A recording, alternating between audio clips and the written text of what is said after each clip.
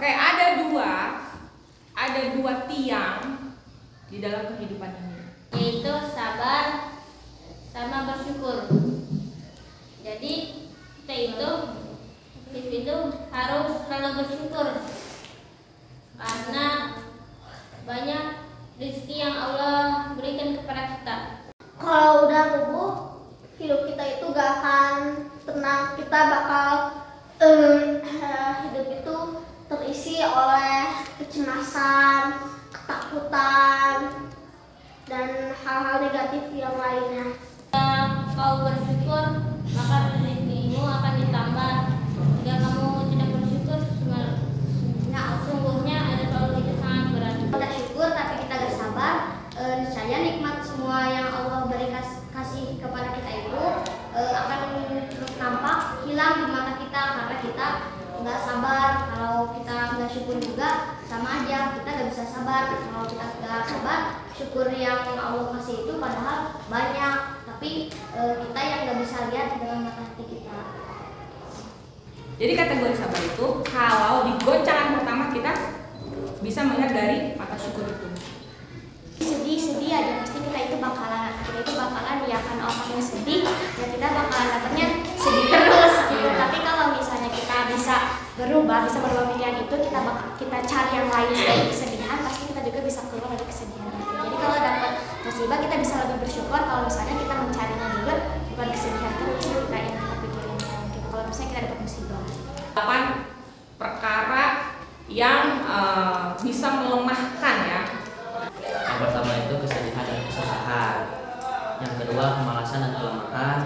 Yang ketiga itu pengecut dan pikir. Yang keempat hutang dan tekanan.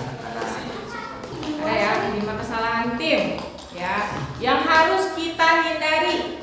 Tidak apa? Tidak percaya sama tim. No respect, nggak trust, terus takut konflik, tidak kompeten dan tidak sinergi. Tidak menghargai satu sama lain, mau itu leadernya, mau itu anak-anaknya, timnya, anggotanya. Jadi atau misal leadernya nggak percaya sama timnya, nggak respect sama timnya, atau timnya itu anggotanya itu tidak respect satu sama lain. Apa sih sebenarnya orang kaya dan apa sih sebenarnya hakikatnya orang miskin itu? Jadi mungkin beberapa orang itu mikirnya orang kaya, orang miskin itu selalu terpaku pada harta. Padahal kaya itu bisa dari kaya hati. Orang kaya itu tidak selalu kaya dengan hartanya, bisa dengan ilmunya, pengetahuannya. Dan orang kaya itu bisa juga kadang berbagi. Yang bagus itu orang kaya itu kaya harta dan kaya hati juga. Jadi kalau hartanya banyak dan juga kaya hati, dia itu misalnya ada orang yang membutuhkannya, dia itu tinggal ngasih, nggak usah mikir apa yang nanti ke depannya. Terus orang itu tuh pasti yakin bahwa Allah itu akan mengganti apa yang telah kita berikan dengan yang lebih baik. Kata dari gua kan tadi semuanya pengennya harta terus dia itu jadi merasa diri dia itu sama Allah itu ditelantarkan sehingga dia itu makin jauh sama Allah bukan makin dekat.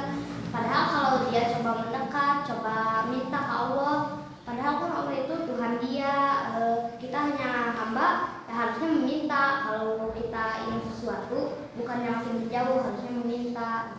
Selain kaya harta, kaya hati, juga kaya akan rasa syukur.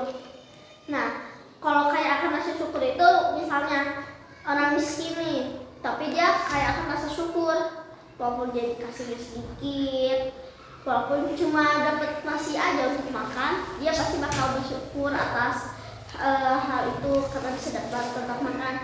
Terus misalnya nih ada orang kaya harta, tapi dia miskin syukur. Mau harta sebesar apapun, dia pasti mau lagi dan merasa kalau dirinya itu kayak nasi kekurangan uang lah. Padahal uangnya terbanyak. Tapi bukan berarti kita itu jangan gak mau jadi orang kaya karena kebanyakan sahabat Rasulullah itu semuanya orang kaya. Jadi kalau mau jadi orang kaya itu harus siap-siap mental, kayak harta. Kalau udah kayak harta baru siap-siap virtualnya, nanti kayak hatinya sama kayak syukurnya. Kalau enggak nanti bisa kufur. Jangan tangis yang hilang, tapi syukur yang ada. Rasulullah pernah bilang, katanya barang siapa yang pengen dimudahkan urusan dunia dan akhiratnya, maka pelajarilah ilmu, katanya. Jadi kayak itu bakal dipermudah urusannya buat masuk surga kalau